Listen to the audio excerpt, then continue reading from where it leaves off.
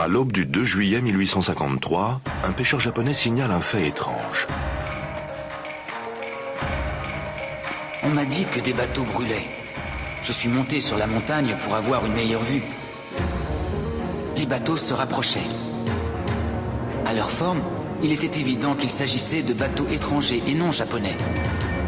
Ce que nous avions pris pour un brasier en pleine mer était en réalité de la fumée noire qui s'échappait de leur cheminée. Comme la plupart des inventions occidentales modernes, les bateaux à vapeur étaient inconnus au Japon. 4 d'entre eux se trouvaient maintenant dans le port. L'escadrille américaine, armée de canons et forte de près d'1 millier d'hommes, était prête à se battre pour débarquer sur les rives nippones.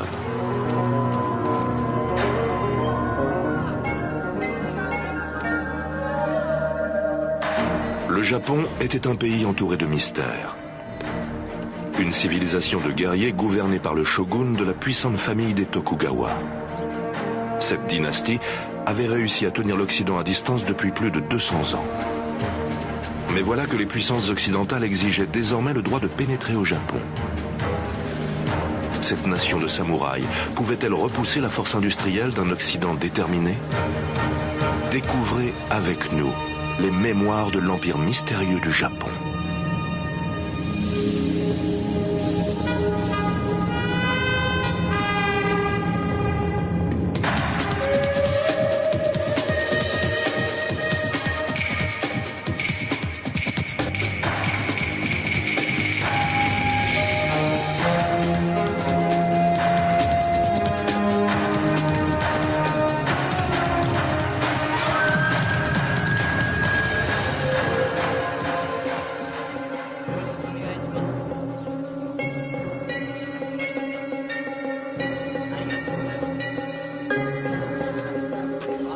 Tous ceux qui sont en contact avec nous sont liés par un serment qu'ils ont signé de leur propre sang, par lequel ils s'engagent à ne pas nous dire ou nous confier la moindre information sur la situation du pays, leur religion et les secrets du gouvernement.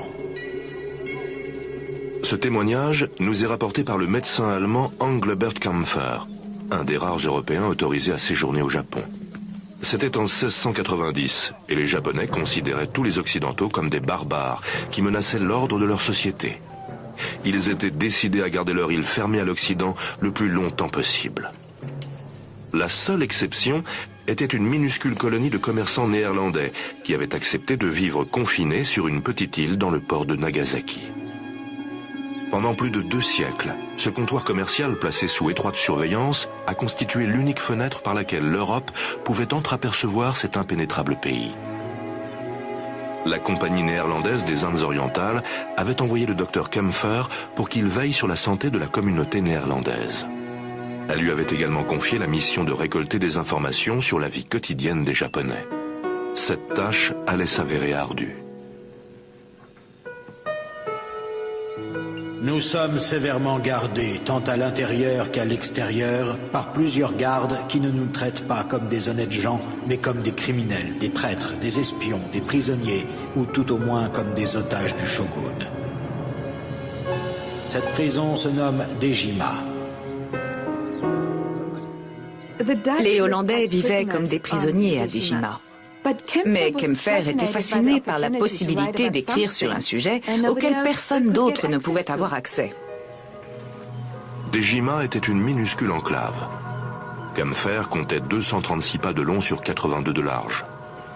Jamais plus de 19 hommes n'avaient le droit de se trouver sur l'île en même temps, et aucune femme occidentale n'y était admise.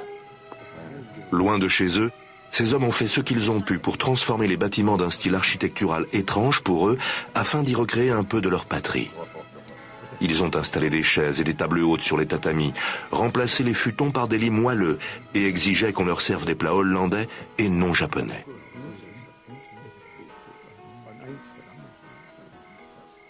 Aucun Japonais n'était autorisé à avoir des contacts non surveillés avec les Hollandais, hormis les prostituées. Pour pouvoir réunir des informations pour son rapport, Kampfer avait cependant réussi à se constituer un petit groupe d'informateurs japonais involontaires. Je les faisais bénéficier gratuitement des services de ma profession, de médicaments, tout en leur servant cordialement des liqueurs européennes. J'en profitais pour les questionner sur les affaires locales, la nature, les affaires séculières et spirituelles, dans la plus grande liberté.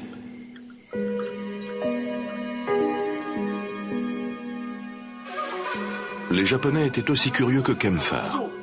La colonie néerlandaise était également leur seul accès au monde exotique que représentait l'Occident. Mais les bribes d'informations qui arrivaient d'outre-mer étaient soigneusement contrôlées. À chaque fois qu'un navire hollandais arrivait, les dernières nouvelles d'Europe qu'il apportait devaient être transmises aux autorités néerlandaises à Nagasaki. Il fallait ensuite traduire ces informations en japonais et les envoyer sans tarder au palais du shogun. Le maître du Japon, le shogun, était avide de nouvelles du monde extérieur. Il exigeait que les Occidentaux se présentent à son palais une fois par an. Kempfer n'a vraiment vu le Japon qu'une seule fois pendant son voyage de Nagasaki à Edo, la capitale du shogun.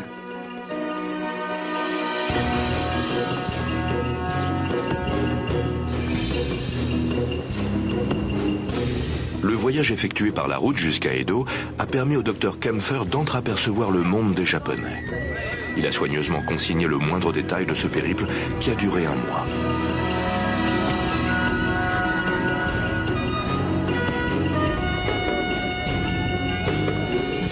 De nombreux honneurs, généralement réservés aux seigneurs de province, nous sont accordés. Les routes sont balayées et arrosées pour éviter que de la poussière ne se soulève. Dans les maisons qui longent la route, les gens sont agenouillés derrière les volets et observent notre procession dans un profond silence.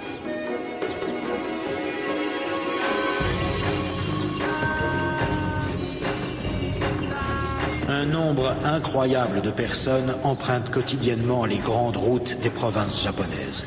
À certains moments de l'année, elles sont aussi fréquentées que les rues d'une grande ville d'Europe. Il se trouve en effet que les Japonais voyagent davantage que les autres peuples. Dans ses notes, Kempfer brosse le portrait de tous ces voyageurs.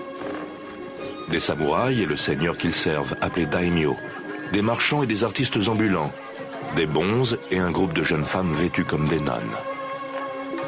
Elles couvrent leur tête rasée de capuchons de soie et se parent avec soin. Chacune s'attache à un voyageur en particulier, entame un air rustique et, tant qu'elle en tire profit, elle lui tient compagnie et l'amuse pendant plusieurs heures.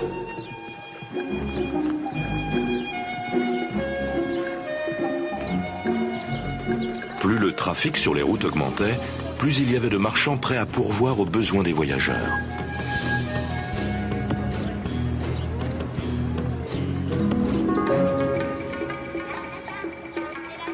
Nous avons croisé nombre de belles échoppes. Commerçants, marchands d'étoffes, vendeurs de remèdes, vendeurs d'amulettes, libraires, souffleurs de verre, des apothicaires et d'autres camelots qui vantaient haut et fort la qualité de leurs marchandises. Il y a le long de notre route quantité d'humbles auberges, ainsi que des petits étals qui vendent de la nourriture, des tavernes où l'on boit du saké ou de la bière, des échoppes proposant gâteaux et douceurs. Les tables dressées à l'extérieur offrent une multitude de biscuits de couleurs et de formes variées. Ils sont magnifiques, mais bien souvent si durs qu'il est difficile de mâcher si l'on tente de mordre dedans. Autrefois considérés comme des parasites sociaux, les commerçants commençaient à améliorer leur statut dans la société nippone. Les colporteurs qui avaient réussi établissaient leurs échoppes le long de la route. Ils pouvaient ensuite construire un plus grand magasin, voire s'installer en ville. Kempfer était le témoin de l'évolution du mode de vie japonais. Les fondements de cette société très hiérarchisée allaient bientôt être ébranlés. Les samouraïs n'avaient pas le droit de faire du commerce, donc le niveau de vie des marchands augmentait tandis que celui des samouraïs baissait. Cela ne correspondait pas au principe de la société à l'époque des Tokugawa, où les samouraïs constituaient la classe supérieure. Les samouraïs représentaient moins de 10% de la population, mais ils formaient l'élite, la classe dirigeante. Dans le Japon des Tokugawa, on était samouraï par la naissance et eux seuls avaient le droit de porter 2 épées. Le dévouement et la loyauté envers leur maître, le daimyo, constituaient la base du code d'honneur de ces guerriers.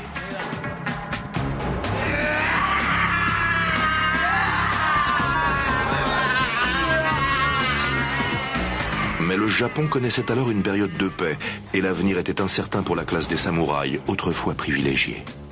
Ils n'avaient plus de guerre à livrer et de nombreux daimyo avaient du mal à entretenir une armée entière.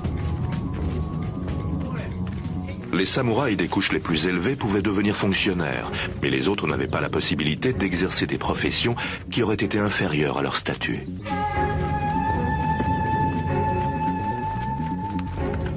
De plus en plus de samouraïs sans maître, les ronins, erraient ainsi dans les campagnes, à la recherche d'un nouveau maître à servir.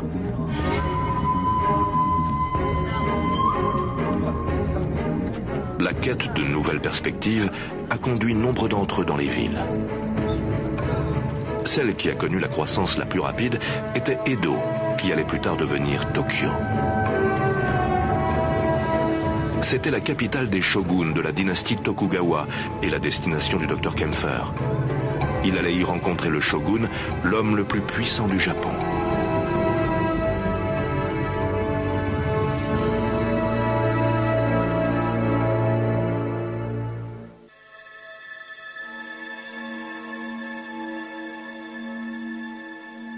Une fois arrivé à Edo, le Dr Kempfer est resté enfermé en résidence surveillée pendant 2 semaines.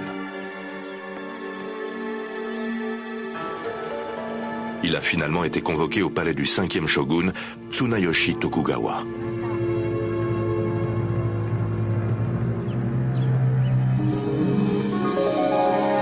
La résidence du shogun est vaste et comporte de nombreux corridors et de grandes pièces que l'on peut fermer à l'aide de panneaux coulissants. Le délicat décor est dans la plus pure tradition japonaise. Les plafonds, les poutres et les colonnes sont ornés de motifs inspirés de la nature, laqués ou sculptés et dorés artistiquement pour représenter des oiseaux ou des feuillages. Ce qui est important concernant le 5e shogun Tsunayoshi Tokugawa, c'est qu'il s'agit du premier shogun qui n'a pas reçu une éducation de samouraï. C'est un lettré qui n'est pas censé devenir shogun. Il avait par conséquent une vision du monde très différente.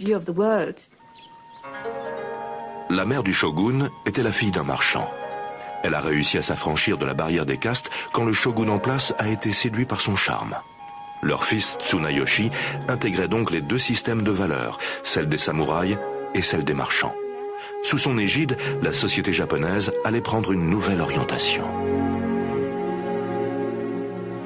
À sa cour, la maîtrise du pinceau était plus à la mode que les prouesses martiales. Les daimyo qui recherchaient ses bonnes grâces se faisaient protecteurs des arts et des lettres. Le Japon a ainsi connu une période d'épanouissement culturel. Tsunayoshi a transformé la société des samouraïs. Il condamnait la violence, qui faisait pourtant partie intégrante de l'éthique des samouraïs. Les lois de la compassion promulguées par le shogun, influencées par ses études du bouddhisme et des œuvres de Confucius au cours de sa jeunesse, étaient destinées à protéger toutes les créatures de la nature. Les lois de la compassion édictées par Tsunayoshi protégeaient ceux qui se trouvaient en bas de l'échelle sociale. Certaines de ces lois luttaient contre l'infanticide, ce qui était un grand progrès. Quand ils ne pouvaient plus les nourrir, les parents abandonnaient leurs enfants. Ils les laissaient simplement mourir. Mais Tsunayoshi a ordonné que désormais, les autorités devraient les prendre en charge. Mais Tsunayoshi Tokugawa est également connu pour avoir dilapidé les richesses de l'Empire pour ses propres plaisirs et pour avoir mené ses réformes avec une sévérité et un extrémisme qui l'ont rendu impopulaire. Né l'année du chien, le shogun a publié des lois très strictes pour protéger les chiens. Les samouraïs entretenaient de grandes meutes dans leurs demeures. Les chiens dont ils ne voulaient pas s'embarrasser étaient livrés à eux-mêmes, rôdaient dans les villes et attaquaient souvent les enfants. Personne ne voulait assumer la responsabilité de ces chiens. Et bien sûr, le shogun ne pouvait pas ordonner de les tuer. Il a fini par faire construire des refuges pour chiens. Au final, près de 40 000 chiens auraient été ainsi nourris dans ces refuges. Bien sûr, ce sont les seigneurs féodaux, les daimyo, qui ont dû les financer. Tsunayoshi Tokugawa allait devenir connu sous le nom de shogun des chiens. Le Dr Kempfer fait remarquer avec humour: quand un chien meurt, il est transporté dans la montagne et enterré avec autant de soin que si c'était un homme. Un fermier qui transportait de la sorte son chien mort se plaignait à son voisin de l'année de naissance du shogun. Et l'autre de répondre « Mon ami, ne nous plaignons pas. S'il était né l'année du cheval, notre tâche serait encore bien plus lourde. » C'est donc devant le shogun des chiens que le docteur Kempfer fut convoqué. Après un mois de voyage et 2 semaines d'attente, l'expérience a laissé une telle impression sur Kempfer qu'il a dessiné des croquis pour illustrer son récit de cette représentation imposée. Après avoir été questionné pendant 2 heures, il nous a ordonné d'ôter nos manteaux, de danser, de sauter, de faire semblant d'être sourds, de parler dans notre mauvais japonais, de chanter. Nous avons dû nous plier à la demande du shogun en nous livrant à ses amusements et en réalisant d'innombrables autres singeries. Engelbert Kempfer et le 5e shogun avaient une chose en commun, leur grande curiosité. Mais lors de cette audience, le shogun se tenait derrière un panneau en bambou. Il a demandé à Kempfer de s'approcher du panneau et d'enlever sa perruque, de danser et de chanter pour lui. Et Kempfer s'est efforcé d'apercevoir le shogun et ses femmes derrière le panneau. Mais ils n'ont jamais pu se parler face à face.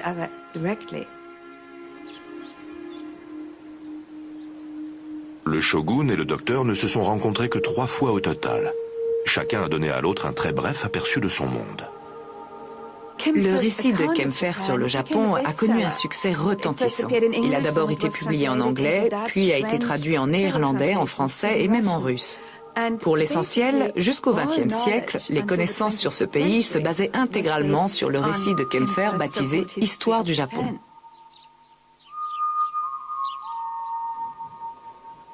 Le Japon n'avait aucune envie d'ouvrir ses portes aux Occidentaux. Le pays vivait en paix, mais l'économie était en déclin. Des milliers de samouraïs sans maître allaient maintenir le pays sous tension.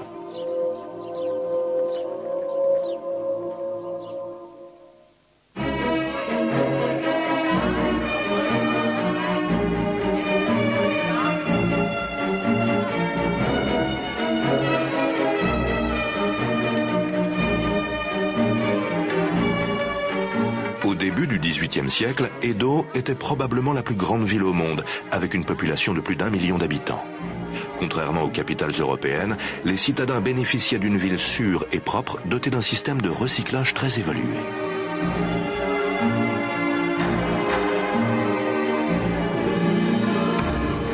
Sa prospérité était exceptionnelle.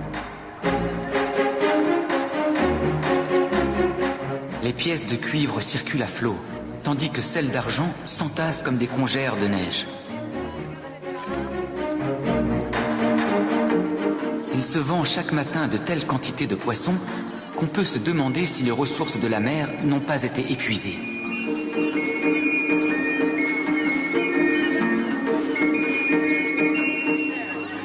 Au loin, on aperçoit le mont Fuji, qui se découpe sur l'horizon dans toute sa magnificence.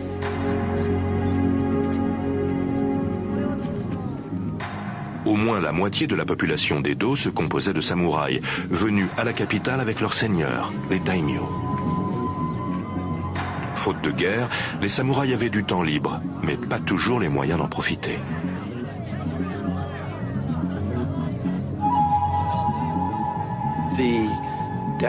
L'inconvénient de cette période de paix pour les samouraïs, c'est qu'il leur était interdit de se lancer dans le commerce. Ils ont par conséquent vu petit à petit que beaucoup de riches marchands pouvaient se permettre ce qu'ils voulaient, parce qu'ils avaient plus d'argent qu'un samouraï moyen. Assez ironiquement, ceux qui tiraient profit de cette organisation de la société étaient les marchands, qui fournissaient aux samouraïs tout ce dont ils avaient besoin. Ils avaient désormais les moyens d'obtenir une certaine éducation, de développer leur goût culturel et de rivaliser avec la classe supérieure des samouraïs, que ces marchands avaient toujours admiré et envié. Les barrières sociales étaient en train de tomber. Depuis le début de la dynastie des Tokugawa, une structure de classe rigide avait maintenu chacun à sa place. Bien que les membres de différentes classes ne soient pas supposés fraterniser, les règles commençaient à fléchir. Dans des situations mondaines, comme les très populaires clubs de haïku, auxquels participaient activement aussi bien des samouraïs que des marchands, chacun se dotait d'un pseudonyme. Cela leur évitait d'employer leur nom de famille officiel et les libérait des règles rigides que le statut social de chacun imposait.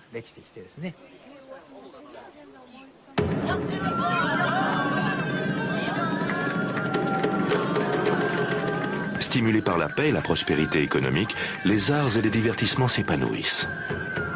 L'intérêt que les samouraïs portaient à l'éducation avait encouragé l'alphabétisation de toutes les classes sociales.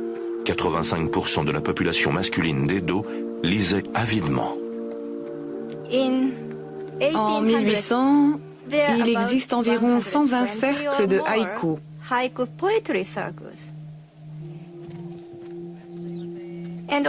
On compte également quelques 500 librairies et l'édition connaît en parallèle une intense activité. Les gens réclamaient ces livres et ces informations. Ils voulaient lire des fictions passionnantes. Certains des plus grands romans à succès de l'époque ont été écrits par Ihara Saikaku, un marchand devenu homme de plume. Il célébrait dans ses livres la culture populaire émergente de cette période, un genre très novateur dans la fiction japonaise. Saikaku arpentait les rues d'Edo pour trouver la matière de ses œuvres. Il connaissait aussi bien les prostituées et les daimyo que les mendiants et les marchands. Il les décrivait avec une candeur sans retenue et un humour paillard, en particulier les nouveaux marchands riches qui tentaient de rivaliser avec le raffinement des samouraïs. Une personne peu informée pourrait croire qu'ils sont tous issus de bonnes familles. Mais je vais vous dire la vérité. L'homme en kimono brillant est un fabricant de colle. Il vend des os de bovins et de la bave de vache. À le voir si bien habillé, on croirait que ses os à lui sont le fruit d'une lignée fameuse. Mais il a été obligé d'hypothéquer sa maison. Ses créanciers l'ont traîné en justice, et si vous voulez mon avis, il est fou de sortir en ville la nuit. À Edo, sortir en ville la nuit faisait souvent allusion au kabuki, la forme de théâtre la plus populaire. Pour les habitants d'Edo, les acteurs de kabuki étaient aussi célèbres que les vedettes d'Hollywood. Les amateurs collectionnaient des gravures de leurs acteurs préférés, non seulement pour le plaisir de les avoir, mais aussi pour voir les costumes fantastiques qu'ils portaient sur scène. Si les amateurs appréciaient vraiment un certain style ou une coupe, cela lançait aussitôt une nouvelle mode. Les pièces de kabuki pouvaient être des récits romantiques ou héroïques. L'une des plus célèbres, Shushingura, se rapporte à une histoire vraie. Un daimyo avait été humilié par un fonctionnaire de la cour impériale. Le shogun en place avait ordonné au daimyo de se suicider par harakiri. Indignés par cette mort, 47 de ces guerriers ont vengé l'honneur de leur maître en tuant le fonctionnaire.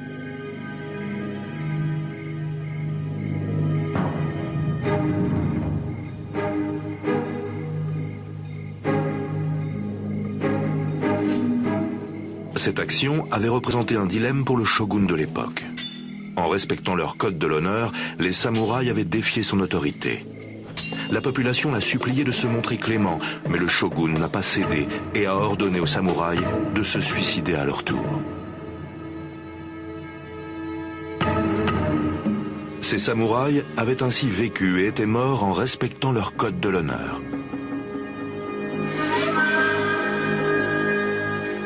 Cet incident avait passionné le public.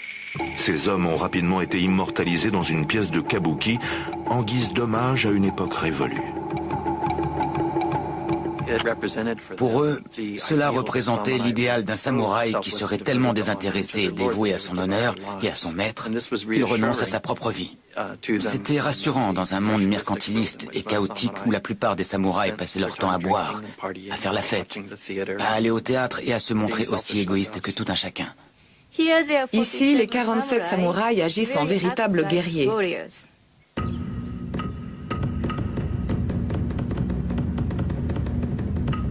Un cri d'enthousiasme unanime s'élève. Bravo! Bravo! Cette approbation des fidèles serviteurs résonnera pour les siècles à venir. Nous avons raconté ici leur gloire sans cesse renouvelée, comme les feuilles du bambou. L'honneur des samouraïs persiste à jamais dans les mythes et les légendes. Mais dans le Japon des Tokugawa, il n'y avait plus de guerre ni de quête pour une gloire éternelle. Dans la vraie vie, les samouraïs allaient devoir trouver un autre exutoire à leur passion.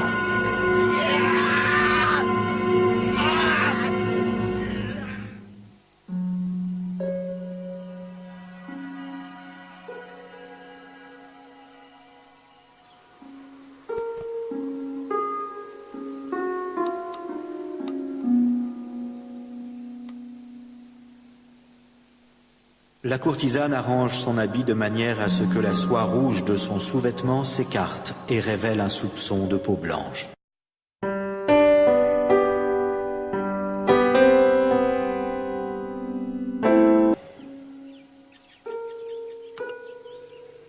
En voyant ceci, les hommes perdent la raison et dépensent l'argent qu'on leur a confié, même si cela doit littéralement leur faire perdre la tête le lendemain. La plupart des hommes se contentent de jeter des regards envieux à ceux qui peuvent se payer les services de la courtisane.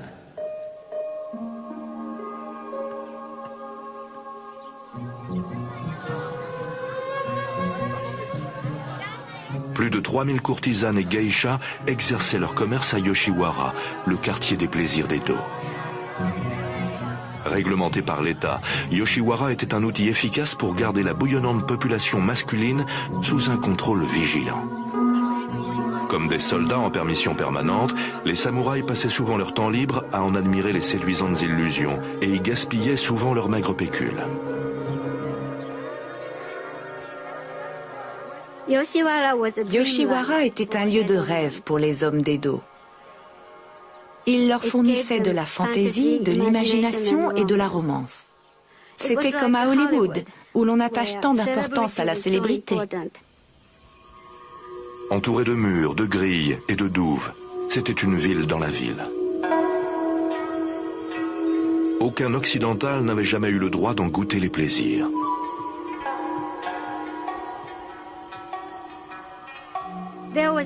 Il existait une grande différence entre les geishas et les courtisanes.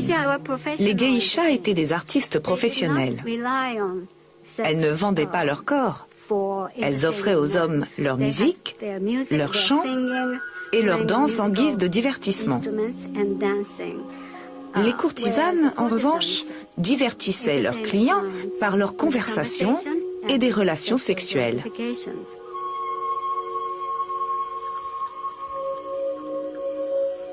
Les courtisanes de Yoshiwara formaient l'élite des prostituées.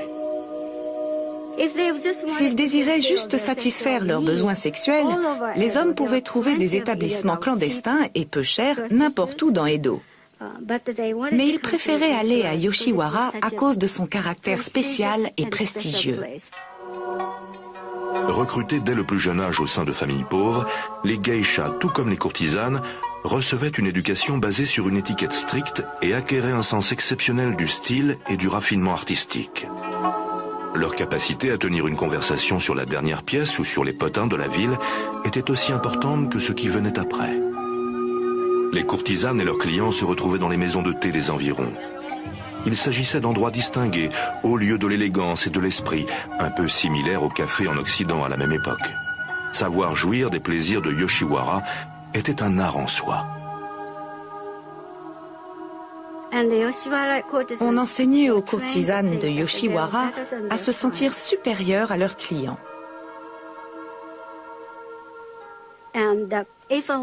Si un homme voulait visiter Yoshiwara, il devait se préparer 6 mois à l'avance. Il devait acheter de belles épées, il devait réfléchir aux vêtements qu'il allait porter, parce qu'il ne pouvait pas se présenter juste comme ça. La courtisane avait le droit de refuser un client s'il ne lui plaisait pas, même s'il avait les moyens de payer ses services. Il fallait donc commencer par donner une bonne impression à la courtisane. Ensuite, une fois qu'il s'était engagé auprès d'elle, il n'avait plus le droit de rendre visite à d'autres femmes. S'il se rendait en douce voir quelqu'un d'autre, l'entourage de la courtisane avait le droit de le punir. En lui coupant les cheveux ou en lui faisant porter le kimono rouge des femmes, par exemple, et en se raillant de lui. Yoshiwara développait ses propres coutumes, ses arts, ses modes et son langage particulier. Ce monde semblait bien loin des dures réalités de la vie.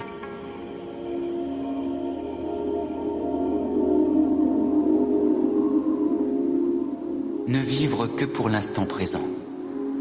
S'adonner tout entier à la contemplation de la lune, de la neige, des fleurs de cerisier et des feuilles d'érable. Chanter des chansons, boire du saké, se caresser l'un l'autre et simplement dériver. Ne pas se laisser abattre par la pauvreté et ne pas la laisser transparaître sur son visage, mais dériver comme une calebasse qui flotte sur la rivière. C'est ce que nous appelons ukiyo-e, le monde flottant. Mais le terme ukiyo conserve le sens bouddhiste de l'aspect transitoire de la vie. Les souffrances sont toujours présentes, en particulier pour les courtisanes et les prostituées qui avaient toutes des soucis.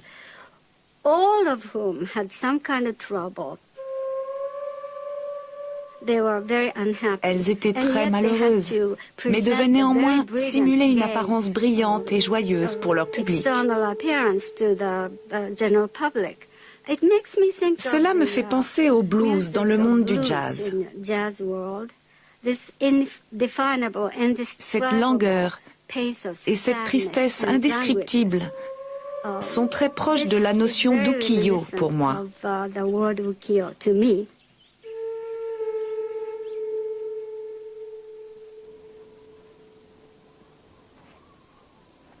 Pour les samouraïs qui fréquentaient Yoshiwara, les temps changeaient.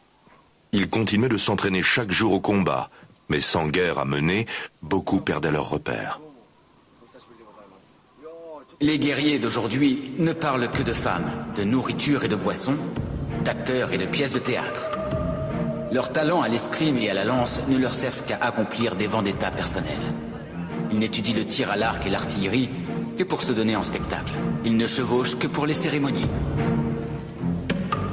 Katsu Kokichi était un samouraï de classe moyenne, attiré par Yoshiwara, mais qui n'avait pas les ressources nécessaires pour y satisfaire ses désirs. J'avais 21 ans et j'étais sans le sou. Je n'avais d'autre choix que de vendre mon épée de tous les jours. Je ne possédais que les vêtements que je portais.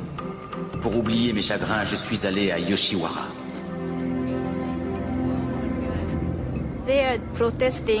C'étaient des jeunes gens en rupture avec la société. Ils portaient des kimonos trop grands, des coiffures insolites. Ils avaient parfois le crâne rasé en signe de protestation. Beaucoup de ces jeunes gens sans emploi et désespérés, comme Katsu Kokichi, vivaient en marge de la société, sombrant souvent dans les dettes, réduits au vol et au banditisme.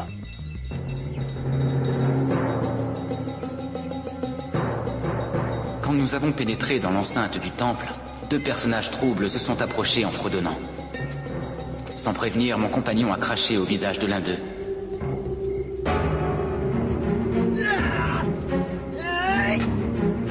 Nous avons alors remarqué un groupe d'une vingtaine d'hommes, tous armés de longues lances munies de crochets.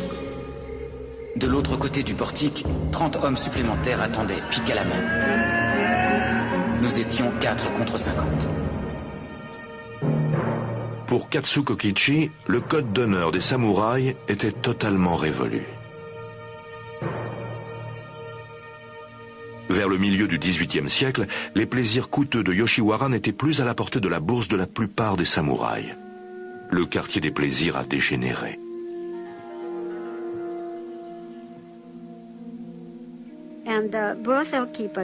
Les tenanciers de bordel ont perdu leur fierté.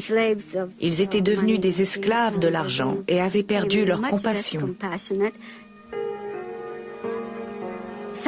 Certains étaient devenus très cruels et traitaient les prostituées de façon lamentable. Il y a même eu des décès. Vers la fin de cette période, les prostituées malades ne recevaient ni soins ni médicaments. Et quand elles mouraient, on les jetait à la fosse commune. Sentiment de solitude, comme des mauvaises herbes qui flottent, coupées à la racine, Je ne peux que suivre l'eau, là où elle me porte.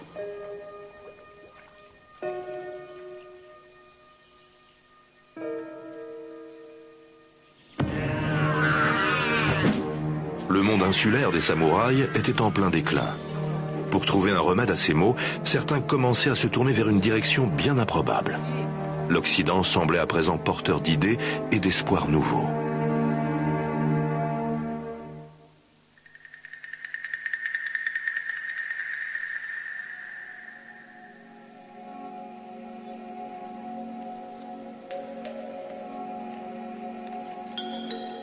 Je ne pouvais pas en lire un mot, bien sûr, mais je n'avais jamais rien vu de tel que ce dessin des viscères, des os et des muscles.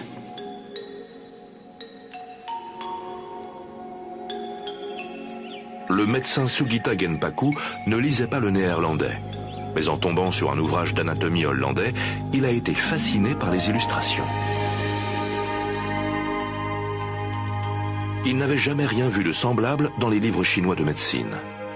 Au milieu du XVIIIe siècle, les ouvrages occidentaux, d'abord importés illégalement depuis les Pays-Bas, ont suscité l'intérêt de nombreux scientifiques et médecins japonais. Sugita Genpaku a obtenu la permission du gouvernement de diriger la première autopsie autorisée du cadavre d'un criminel à des fins scientifiques. Le cadavre en question était celui d'une femme d'une 50aine d'années. Un vieux boucher indiquait différents endroits et les nommait. Mais il n'avait pas de nom pour certains éléments. Lorsque nous avons comparé ce que nous voyions avec le livre néerlandais, cela correspondait exactement à l'illustration.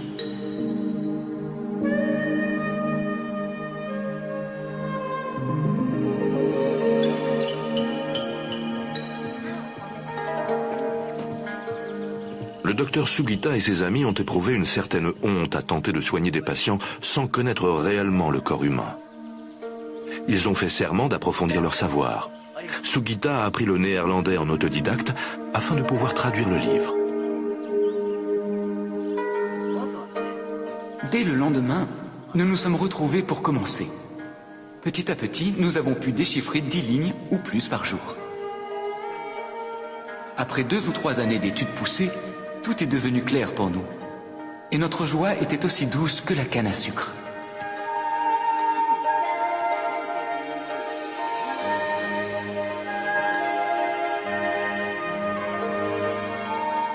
En 1774, le shogun a donné au docteur Sugita l'autorisation de publier l'ouvrage de médecine afin de partager ses connaissances avec d'autres médecins.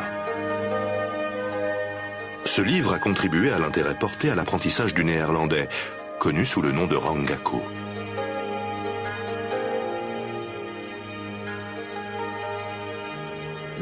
À l'origine, le Rangaku était lié aux études de médecine. Lorsque les médecins ont découvert que les nouveaux médicaments occidentaux en provenance de Hollande leur permettaient de soigner des affections contre lesquelles les méthodes de soins traditionnelles japonaises ne pouvaient rien, ils se sont beaucoup intéressés à l'étude du Rangaku. Progressivement, alors que la connaissance du néerlandais se répandait, d'autres aspects du Rangaku ont été introduits au Japon, tels que l'astronomie, la science et la physique.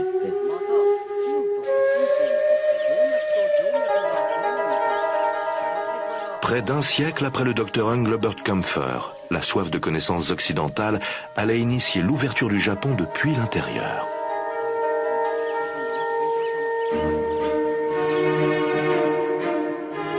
Cependant, quel que soit l'intérêt que portaient certains intellectuels japonais aux connaissances occidentales, d'autres étaient convaincus que tout ce qui venait de l'Occident constituait une menace pour la société nippone. L'un des mots apparus récemment est l'étude du néerlandais. Ces étudiants ont été séduits par le faible qu'éprouvent certains envers les nouveaux gadgets et médicaments rares qui réjouissent l'œil mais vident le cœur. Si un jour, ces étrangers félons devaient profiter de cette situation et inciter des personnes ignorantes à suivre leurs mœurs, notre peuple adopterait des pratiques telles que manger du chien ou du mouton. Personne ne serait plus en mesure d'y mettre un frein. Ce serait comme de nourrir des barbares dans notre propre pays.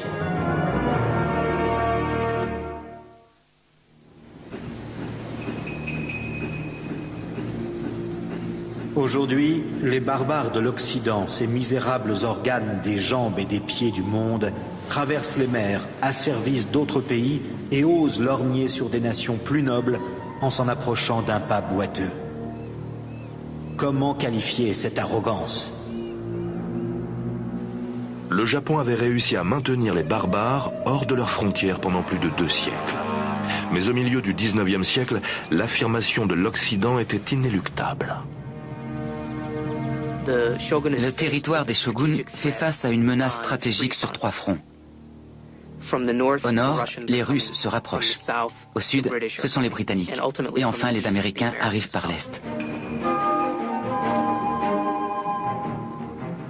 Nouveau pays sur la scène mondiale, les États-Unis d'Amérique étaient en pleine effervescence. On savait que le Japon possédait de vastes gisements de charbon, mais également beaucoup de baleines, dont l'huile graissait littéralement les rouages de l'industrie américaine et représentait un marché de plusieurs millions de dollars.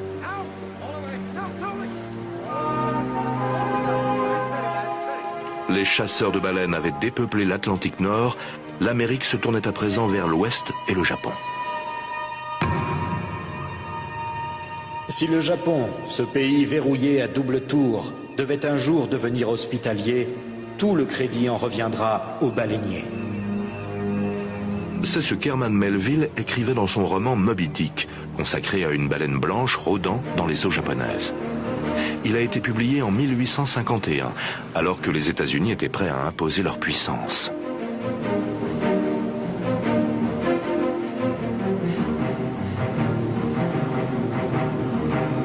Les dirigeants nippons avaient conscience de la pression croissante au large de leurs côtes.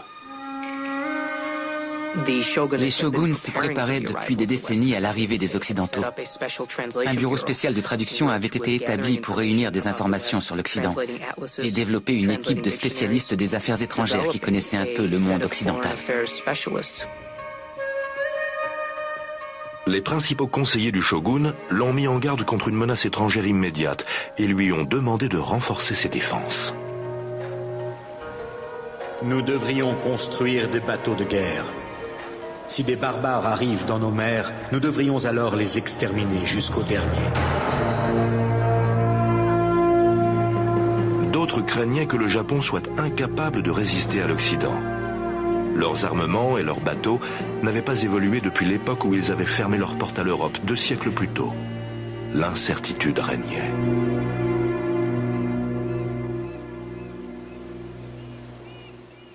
C'est alors que, à l'aube du 2 juillet 1853, un pêcheur japonais signale un fait étrange. On m'a dit que des bateaux brûlaient. Je suis monté sur la montagne pour avoir une meilleure vue. Les bateaux se rapprochaient. À leur forme, il était évident qu'il s'agissait de bateaux étrangers et non japonais. Ce que nous avions pris pour un brasier en pleine mer était en réalité de la fumée noire qui s'échappait de leur cheminée.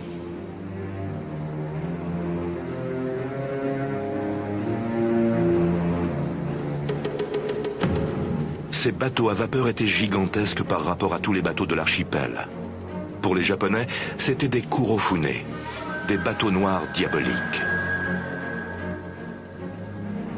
L'escadre américaine transportait 60 canons et près d'1 millier d'hommes. Et ils ont jeté l'ancre non pas à Nagasaki, le port réservé aux étrangers, mais dans la baie d'Edo, la propre capitale du shogun.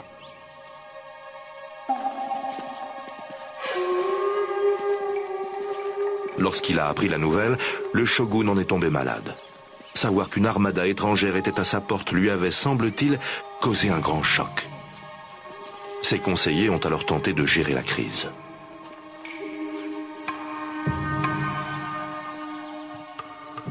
Les nouveaux messages se succédaient. La situation paraissait tellement soudaine, ardue et importante.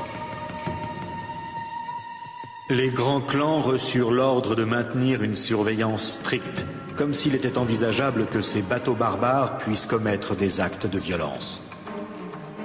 Dans une démonstration de force désespérée, les Japonais ont envoyé une flotte de bateaux de la garde côtière entourer les navires américains. L'officier japonais leur a ordonné de partir, mais le commandant de l'escadre, le commodore Matthew Perry, l'a ignoré. Je savais que plus je me montrerais inaccessible et exigeant, plus ces adeptes des formes et des cérémonies me respecteraient. 5000 samouraïs armés d'épées et de canons obsolètes se sont rassemblés sur la rive. De nouveau, l'officier en chef japonais a ordonné à Perry « quitter immédiatement la baie d'Edo ». Le Commodore a refusé. Mon idée était de leur faire comprendre que la puissance et l'influence du gouvernement des États-Unis étaient supérieures à ceux du Japon. Il en allait de l'honneur de la nation et de l'intérêt du commerce.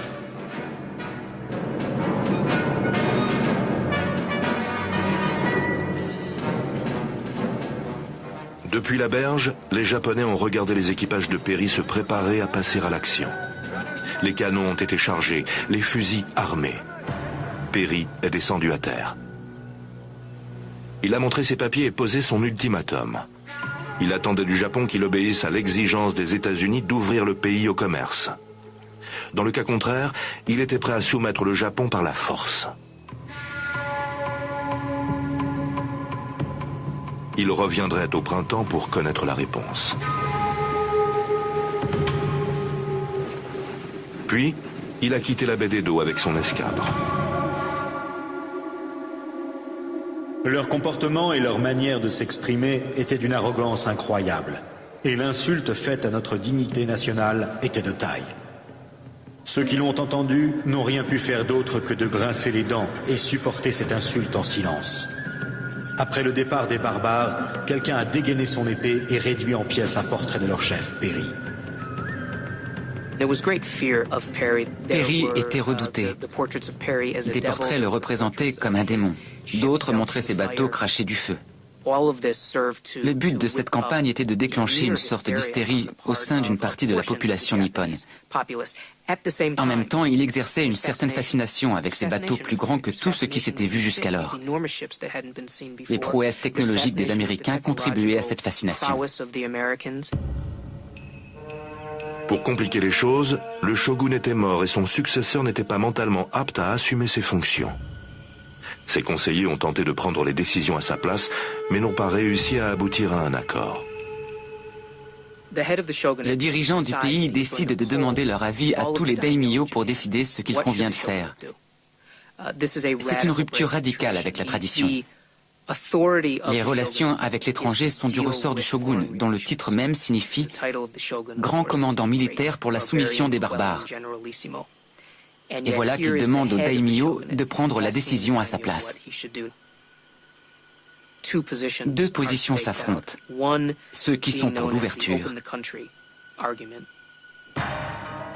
Les Américains ne comprennent pas les principes éthiques de l'humanité et de la justice. Nous n'aurons pas d'autre choix que de faire commerce avec eux. Et l'autre qui consiste à révérer l'empereur et à chasser les barbares. Les Américains sont venus pour conquérir le Japon. Si nous ne les chassons pas maintenant, d'autres puissances étrangères suivront. La situation est dangereuse.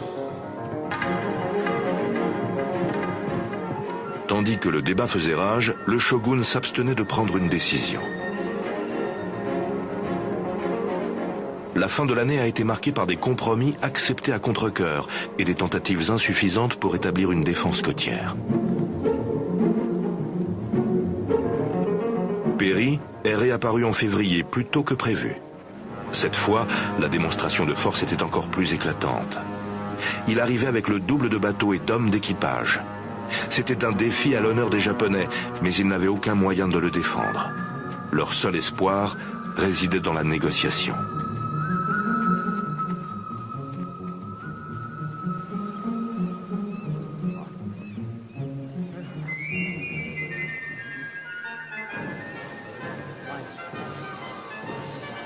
Les pourparlers ont commencé dès que Perry est descendu à terre. Ils se sont prolongés jusque dans la nuit et pendant les 23 jours suivants.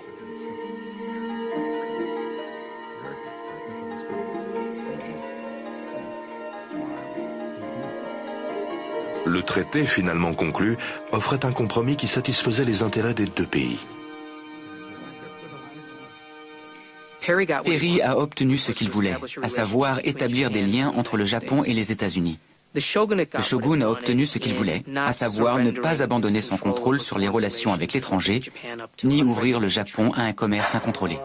Je ne suis pas certain que le shogun soit suffisamment reconnu dans l'histoire pour avoir choisi la paix plutôt que la guerre. La décision d'ouvrir ses portes à l'Amérique et à l'Occident peut paraître la conséquence de la faiblesse du Japon, mais cette décision n'allait pas de soi. Le shogun a agi de manière pragmatique et choisi la paix afin de préserver l'intégrité et la souveraineté territoriale de son pays. Avant de signer le traité de paix avec Perry, le shogun a organisé des festivités, un passage obligé dans toute négociation commerciale au Japon encore de nos jours. Des lutteurs de sumo ont fait la démonstration de leur capacité. Le premier a proposé à Perry de lui donner un coup de poing dans le ventre. Un autre a soulevé 2 énormes sacs de riz au-dessus de sa tête pour montrer sa force. Perry a offert du champagne et du whisky. Il a remis des présents aux Japonais, dont en particulier un télégraphe, un appareil photographique et un modèle réduit de locomotive à l'échelle 1/4, des innovations qui n'avaient jamais été vues au Japon. Les ingénieurs japonais en ont rapidement établi les plans pour les copier.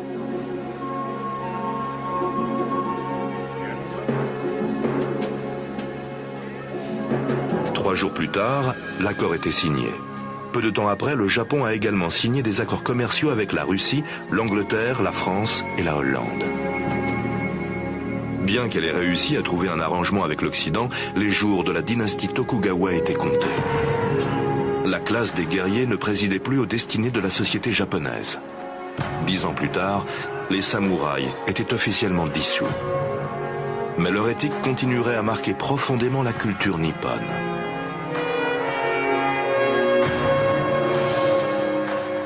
En 1868, l'abdication du 15e shogun mit un terme à 265 ans de règne de la dynastie Tokugawa. Le Japon entrait dans une ère nouvelle.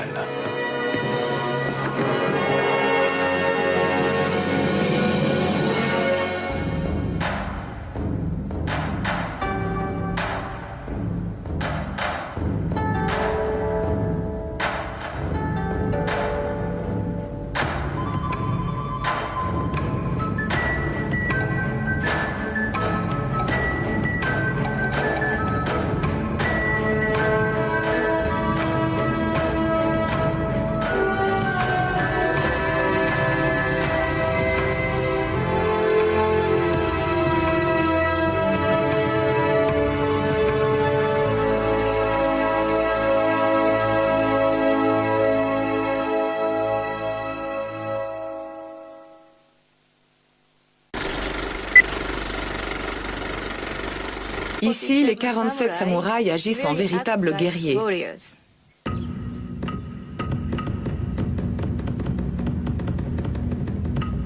Un cri d'enthousiasme unanime s'élève. Bravo! Bravo! Cette approbation des fidèles serviteurs résonnera pour les siècles à venir.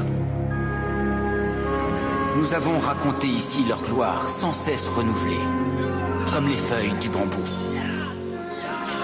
L'honneur des samouraïs persiste à jamais dans les mythes et les légendes. Mais dans le Japon des Tokugawa, il n'y avait plus de guerre ni de quête pour une gloire éternelle.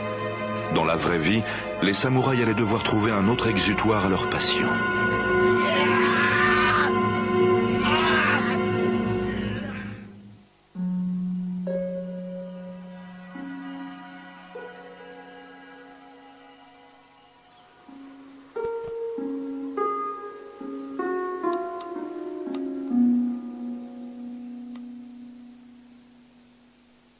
La courtisane arrange son habit de manière à ce que la soie rouge de son sous-vêtement s'écarte et révèle un soupçon de peau blanche.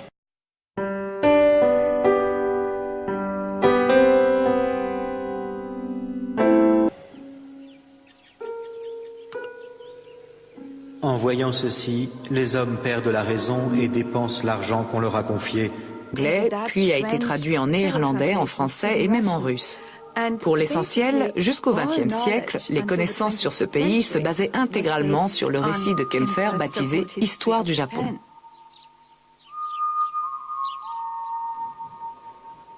Le Japon n'avait aucune envie d'ouvrir ses portes aux Occidentaux. Le pays vivait en paix, mais l'économie était en déclin. Des milliers de samouraïs sans maître allaient maintenir le pays sous tension.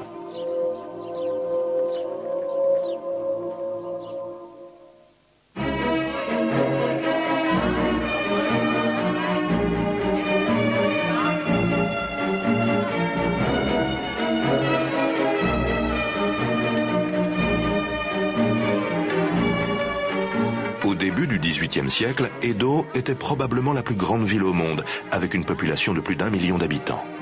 Contrairement aux capitales européennes, les citadins bénéficiaient d'une ville sûre et propre, dotée d'un système de recyclage très évolué.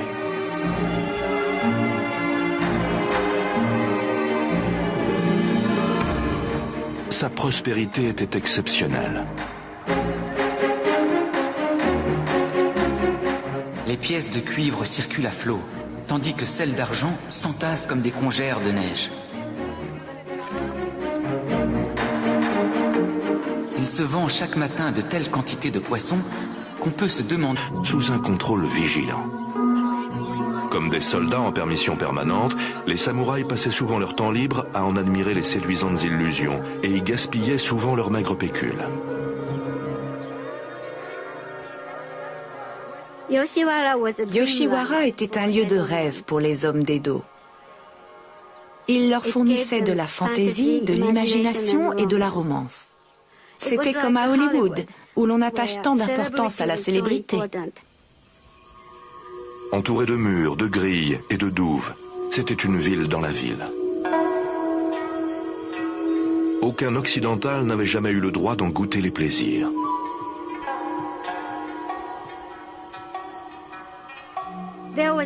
Il existait une grande différence entre les geishas et les courtisanes. Les geishas étaient des artistes professionnels. Elles ne vendaient pas leur corps. Elles offraient aux hommes leur musique, leur chant et leur danse en guise de divertissement.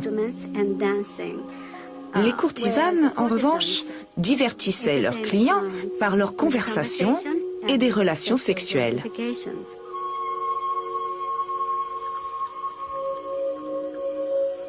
Les courtisanes de Yoshiwara formaient l'élite des prostituées. S'ils désiraient juste satisfaire leurs besoins sexuels, les hommes pouvaient trouver... Et le lendemain, nous nous sommes retrouvés pour commencer. Petit à petit, nous avons pu déchiffrer 10 lignes ou plus par jour.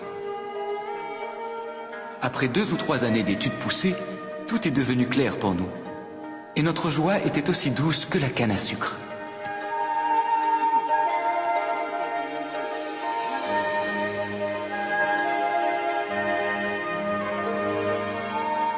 En 1774, le shogun a donné au docteur Sugita l'autorisation de publier l'ouvrage de médecine afin de partager ses connaissances avec d'autres médecins. Ce livre a contribué à l'intérêt porté à l'apprentissage du néerlandais, connu sous le nom de Rangaku.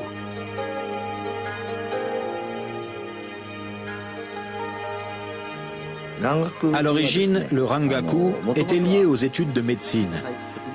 Lorsque les médecins ont découvert que les nouveaux médicaments occidentaux en provenance de Hollande leur permettaient de soigner des affections contre lesquelles les méthodes de soins traditionnelles japonaises ne pouvaient rien, ils se sont beaucoup intéressés à l'étude du Rangaku. Progressivement, alors que la connaissance du néerlandais se répandait, d'autres aspects du Rangaku ont été introduits au Japon, tels que l'astronomie, la science et la physique.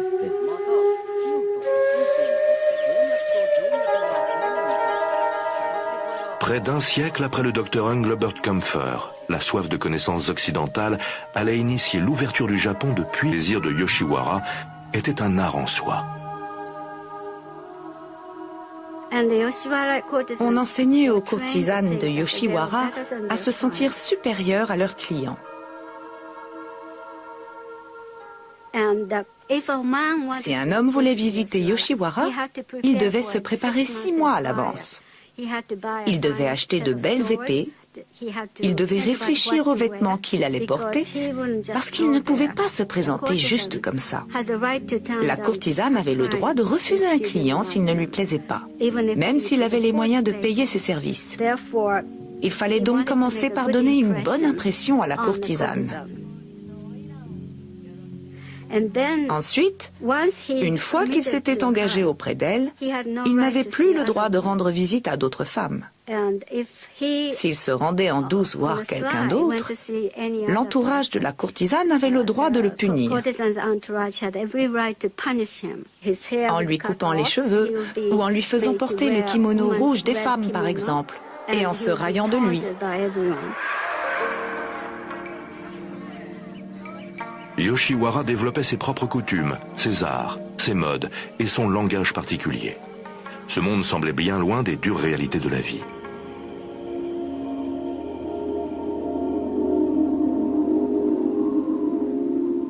Les médicaments occidentaux en provenance de Hollande leur permettaient de soigner des affections contre lesquelles les méthodes de soins traditionnelles japonaises ne pouvaient rien. Ils se sont beaucoup intéressés à l'étude du Rangaku. Progressivement, alors que la connaissance du néerlandais se répandait, d'autres aspects du Rangaku ont été introduits au Japon, tels que l'astronomie, la science et la physique.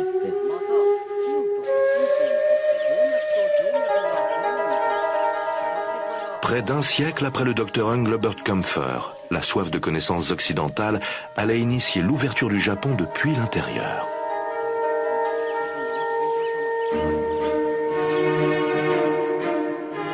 Cependant, quel que soit l'intérêt que portaient certains intellectuels japonais aux connaissances occidentales, d'autres étaient convaincus que tout ce qui venait de l'Occident constituait une menace pour la société nippone.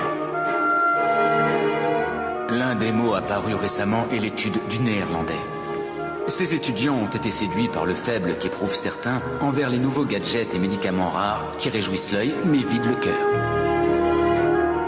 Si un jour, ces étrangers félons devaient profiter de cette situation et inciter des personnes ignorantes à suivre leurs mœurs, notre peuple adopterait des pratiques telles que manger du chien ou du mouton. Personne ne serait plus en mesure d'y mettre un frein. Ce serait comme de nourrir des barbares dans notre propre pays.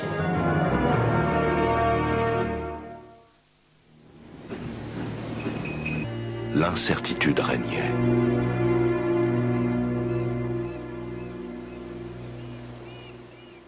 C'est alors que, à l'aube du 2 juillet 1853, un pêcheur japonais signale un fait étrange.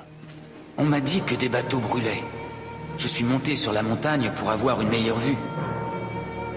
Les bateaux se rapprochaient. À leur forme, il était évident qu'il s'agissait de bateaux étrangers et non japonais. Ce que nous avions pris pour un brasier en pleine mer était en réalité de la fumée noire qui s'échappait de leur cheminée.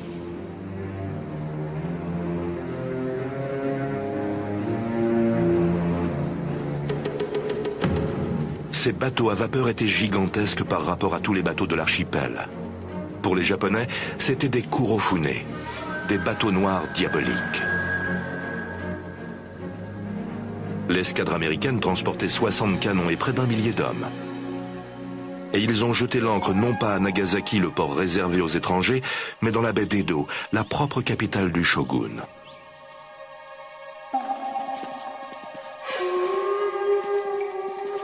Lorsqu'il a appris la nouvelle, le shogun en est tombé malade. Savoir qu'une armada étrangère était à sa porte lui avait, semble-t-il, causé un grand choc. Ses conseillers ont alors tenté de gérer la crise.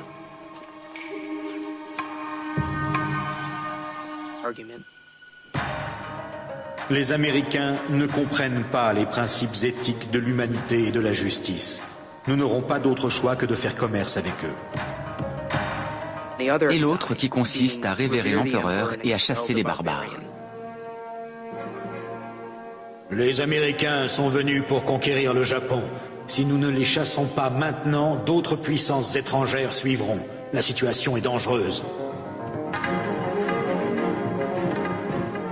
Tandis que le débat faisait rage, le shogun s'abstenait de prendre une décision. La fin de l'année a été marquée par des compromis acceptés à contre-cœur et des tentatives insuffisantes pour établir une défense côtière. Perry est réapparu en février plus tôt que prévu. Cette fois, la démonstration de force était encore plus éclatante. Il arrivait avec le double de bateaux et d'hommes d'équipage. C'était un défi à l'honneur des Japonais, mais ils n'avaient aucun moyen de le défendre. Leur seul espoir résidait dans la négociation.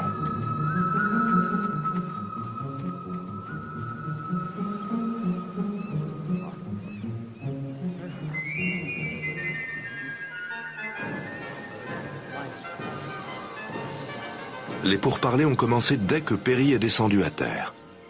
Ils se sont prolongés jusque dans la nuit et pendant les 23 ont réussi à se constituer un petit groupe d'informateurs japonais involontaires.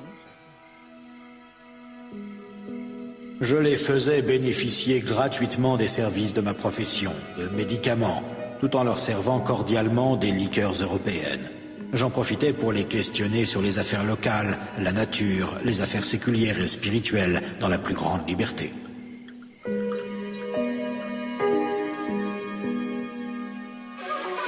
Les Japonais étaient aussi curieux que Kempfer.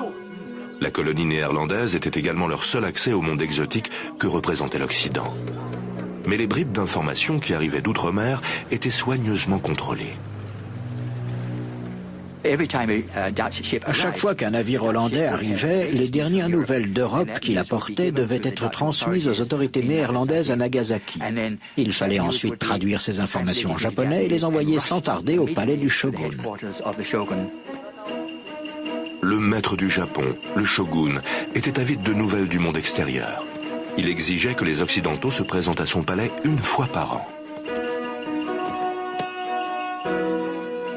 Kempfer n'a vraiment vu le Japon qu'une seule fois pendant son voyage de Nagasaki à Edo, la capitale du shogun.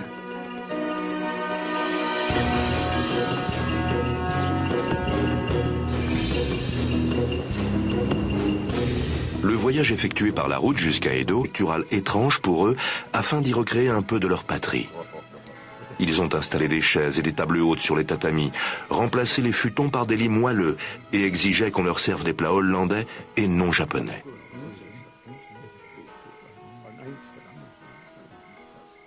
Aucun Japonais n'était autorisé à avoir des contacts non surveillés avec les Hollandais, hormis les prostituées.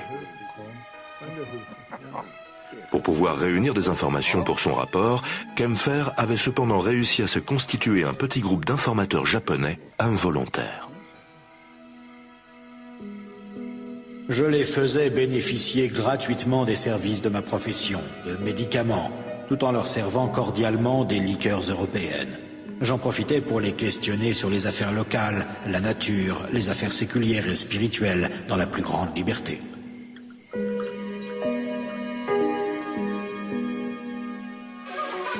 Les Japonais étaient aussi curieux que Kempfer.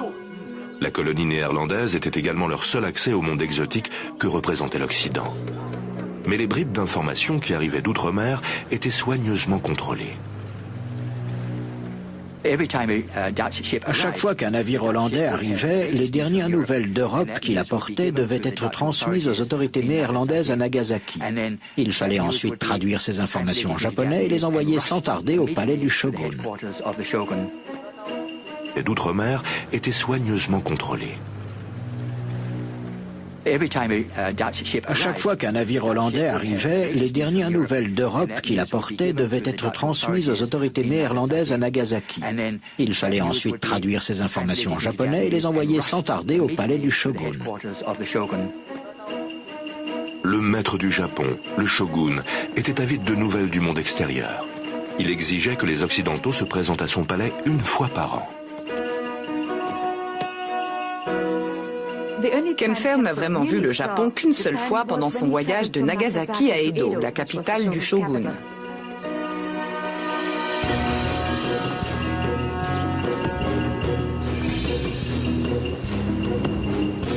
Le voyage effectué par la route jusqu'à Edo a permis au docteur Kempfer d'entreapercevoir le monde des Japonais. Il a soigneusement consigné le moindre détail de ce périple qui a duré un mois.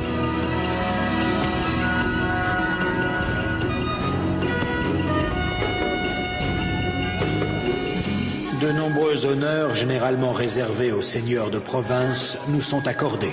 Les routes sont balayées et arrosées pour éviter que de la poussière ne se soulève. Dans les maisons qui longent la route, les gens sont agenouillés derrière les volets et observent notre procession dans un profond silence.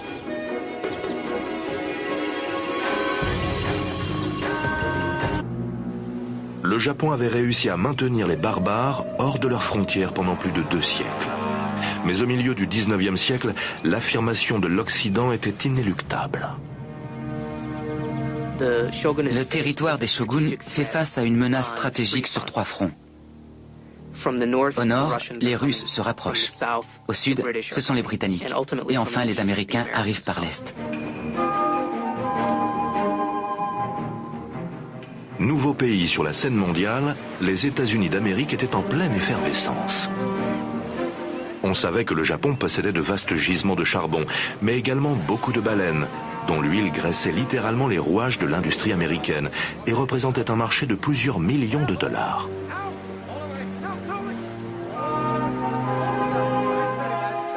Les chasseurs de baleines avaient dépeuplé l'Atlantique Nord, l'Amérique se tournait à présent vers l'Ouest et le Japon.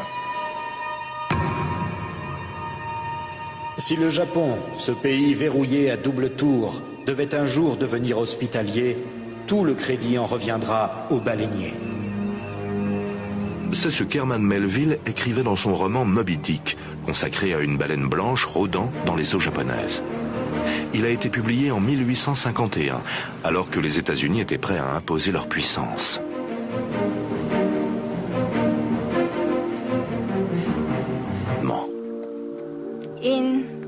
En 1800, il existe environ 120 cercles de haïku.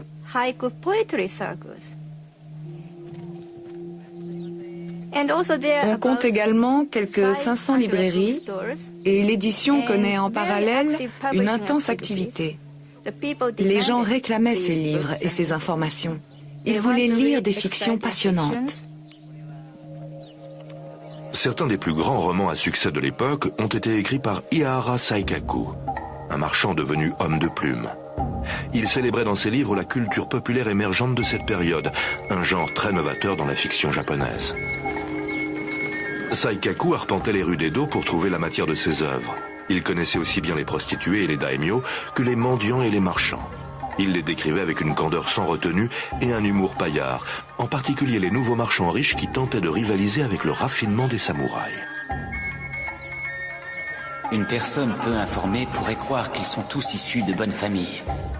Mais je vais vous dire la vérité. L'homme en kimono brillant est un fabricant de colle. Il vend des os de bovins et de la bave de vache. À le voir si bien habillé, on croirait que ses os à lui sont le fruit d'une lignée fameuse. Mais il a été obligé d'hypothéquer sa maison.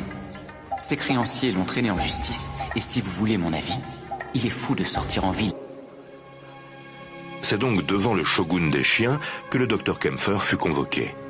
Après un mois de voyage et 2 semaines d'attente, l'expérience a laissé une telle impression sur Kempfer qu'il a dessiné des croquis pour illustrer son récit de cette représentation imposée. Après avoir été questionné pendant 2 heures, il nous a ordonné d'ôter nos manteaux, de danser, de sauter, de faire semblant d'être sourds, de parler dans notre mauvais japonais, de chanter. Nous avons dû nous plier à la demande du shogun en nous livrant à ses amusements et en réalisant d'innombrables autres singeries. Engelbert Kempfer et le 5e shogun avaient une chose en commun, leur grande curiosité. Mais lors de cette audience, le shogun se tenait derrière un panneau en bambou. Il a demandé à Kempfer de s'approcher du panneau et d'enlever sa perruque, de danser et de chanter pour lui. Et Kempfer s'est efforcé d'apercevoir le shogun et ses femmes derrière le panneau. Mais ils n'ont jamais pu se parler face à face.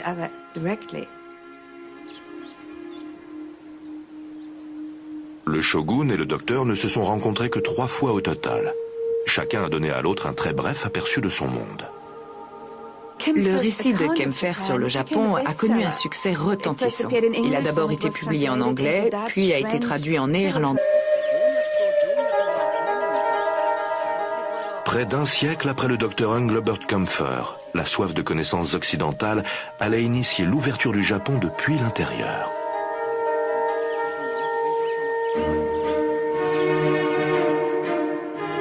Cependant, quel que soit l'intérêt que portaient certains intellectuels japonais aux connaissances occidentales, d'autres étaient convaincus que tout ce qui venait de l'Occident constituait une menace pour la société nippone. L'un des mots apparus récemment est l'étude du néerlandais. Ces étudiants ont été séduits par le faible qu'éprouvent certains envers les nouveaux gadgets et médicaments rares qui réjouissent l'œil mais vident le cœur. Si un jour, ces étrangers félons devaient profiter de cette situation et inciter des personnes ignorantes à suivre leurs mœurs, notre peuple adopterait des pratiques telles que manger du chien ou du mouton.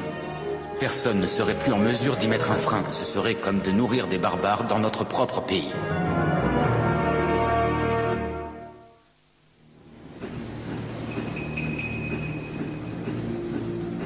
Aujourd'hui, les barbares de l'Occident, ces misérables organes des jambes et des pieds du monde, traversent les mers, asservissent d'autres pays et osent lorgner sur des nations plus nobles en s'en approchant d'un pas boiteux. Comment qualifier cette arrogance ? Le Japon avait